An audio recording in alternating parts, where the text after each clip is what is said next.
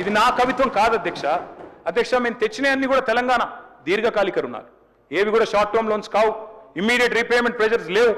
మరి రుణ నిర్వహణలో నేను చెప్పడం కాదు, ఈపీడబ్ల్యూ అనే మ్యాగజైన్ ఉంటుంది అధ్యక్ష, ఎకనామిక్ అండ్ పొలిటికల్ వీక్లీ అని. ఆ మ్యాగజైన్ చెప్తా ఉంది, డెట్ మేనేజ్మెంట్ లో second best state in the entire country is Telangana. అధ్యక్ష, నేను ఇంకొక మాట కూడా వారికి చెప్తా ఉన్నా అధ్యక్ష, అప్పు చేసి మేము పప్పు కూడా తినలేదు అధ్యక్ష, అప్పు చేసి రాష్ట్రానికి సంపద క్రియేట్ చేశాం. ఇది నా రిపోర్ట్ కాదు, కాగ్ రిపోర్ట్. కాగు వాళ్ళు బిర్యానీ మంచిగానే పెట్టిరు, తిన్నా, మధ్యాహ్నం తిన్నా. ఇప్పుడు అధ్యక్ష, స్పీకర్ గారు మంచి బిర్యానీ పెట్టారు, థ్యాంక్ యూ సార్.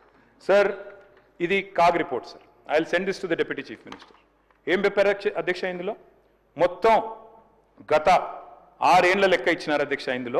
ఇందులో ఏం చెప్పారంటే, మొత్తం తీసుకున్న అప్పుల్లో 87% అప్పులు క్యాపిటల్ ఎక్స్పెండిచర్ మీద పెట్టింది తెలంగాణ ప్రభుత్వం. క్యాపిటల్ ఎక్స్పెండిచర్ అంటే ఏంది అధ్యక్ష? అభివృద్ధి మీద పెట్టే పెట్టుబడి, భవిష్యత్తు మీద పెట్టే పెట్టుబడి క్యాపిటల్ ఎక్స్పెండిచర్ అధ్యక్ష. అదేవిధంగా అధ్యక్ష, నేను ఒక్క మాట చెప్తాను, ఒక్క నిమిషం వినండి, తొందరపడకండి, వినండి అధ్యక్ష. ఒకనాడు అధ్యక్ష, మా తండ్రి గారి టైంలో, మీ పెద్దవాళ్ళ టైంలో అధ్యక్ష ఎట్లుండే అధ్యక్ష థింకింగ్? ఒక పెద్ద మనిషి ఎవరన్నా ఒక జాబ్ ఎక్కితే, ఒక ప్రభుత్వ ఉద్యోగమో ప్రైవేట్ ఉద్యోగం ఎక్కితే ఏమనుకుంటుండే అధ్యక్ష? నేను రిటైర్ అయ్యే వరకు నా సొంత కొంప నాకు ఉండాలి, నా సొంత ఇంటికి నేను పోవాలి, అప్పటిదాకా అద్దె కొంపలు ఉన్నా ఆఖరికి మాత్రం పైసా కూడబెట్టుకొని ప్లాట్ కొనుక్కోవాలి, ఒక ఇల్లు కొనుక్కోవాలి, అందులో పోయి ఉండాలి అనుకుంటోళ్ళు అధ్యక్ష. కానీ ఇప్పుడు పరిస్థితులు మారినాయి అధ్యక్ష. ఈరోజు నా పిల్లల తరం, మీ పిల్లల తరానికి వస్తే అధ్యక్ష ఏం జరుగుతుంది అధ్యక్ష? ఈరోజు ఒక ఐటీ ఉద్యోగమో, ప్రైవేట్ రంగమో, గవర్నమెంట్ ఉద్యోగమో రాగానే చేస్తున్న మొదటి పని ఏంది అధ్యక్ష? వెంటనే ఫస్ట్ ఇల్లు కొంటారు, 3వ నెలలో 2వ నెలలో కారు కొంటారు. ఒకప్పుడేమో లాస్ట్ డ్రీమ్ అది, రిటైర్ అయ్యే నాటికి ఇల్లు ఉండాలి అందరూ. కానీ ఇవాళ మాత్రం ఫస్ట్ మంత్, సెకండ్ మంత్లే కొంటున్నారు. ఏం మారింది అధ్యక్ష? ఏం మారింది అంటే ఆలోచన విధానం మారింది.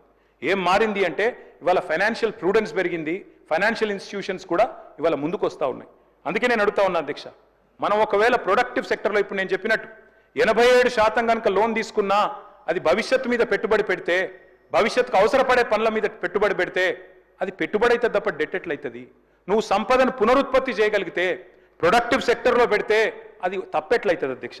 నేను ఇవాళ కూడా గవర్నమెంట్ కూడా డెట్ తెస్తున్నది, నేను తప్పు పట్టట్లేదు. నేనేమంటున్నా, తెచ్చిన డెట్ని ప్రొడక్టివ్గా ఇన్వెస్ట్ చేయండి, మళ్ళీ పైసలు సృష్టించే దాని మీద ఇన్వెస్ట్ చేయండి. మేము తప్పు పట్టట్లేదు, మాకంటే ఎక్కువ అప్పులు చేస్తున్నారు అని బదనాం చేస్తలేను. మళ్ళీ ఒక్కొక్క రూపాయికి 4 రూపాయలు, 2 రూపాయలు, 3 రూపాయలు తెచ్చే ఉపాయం చూడండి, రిటర్న్ ఆన్ ఇన్వెస్ట్మెంట్ చూడండి అధ్యక్ష. మరి ఈరోజు మనం ఒక్క మాట గుర్తుపెట్టుకోవాలి అధ్యక్ష, మన రాష్ట్రాన్ని ఇవాళ 26.2 మన డెట్ జిఎస్డిపి పర్సెంటేజ్. భారతదేశం యొక్క పర్సెంటేజ్ ఎంత అధ్యక్ష? Debt GDP 57%.